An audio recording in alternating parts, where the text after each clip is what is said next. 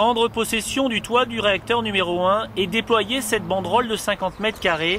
C'était l'image recherchée par ce commando de Greenpeace. Une opération minutieusement préparée depuis 2 mois dans le plus grand secret et qui a surpris les autorités pour la facilité avec laquelle les militants de Greenpeace ont pénétré sur le site nucléaire. Le semi-remorque de 19 tonnes a forcé le premier passage, le premier portail, pour se diriger vers le deuxième, et avec des techniques très innovantes. Je crois qu'on n'avait jamais vu ça.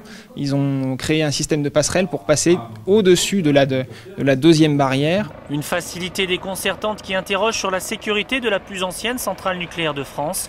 Pendant 5 heures, une vingtaine de militants de Greenpeace a occupé le dessus de l'une des zones de sécurité les plus protégées du site. Une intrusion qui ne perturbe pas la direction de la centrale de Fessenheim. C'est une action médiatique. Les gens sont sous le toit du bâtiment réacteur. Il n'y a pas de problème de sécurité, si ce n'est pour la sécurité personnelle, et je déplore 3 blessés. Il n'y a pas de problème de sûreté.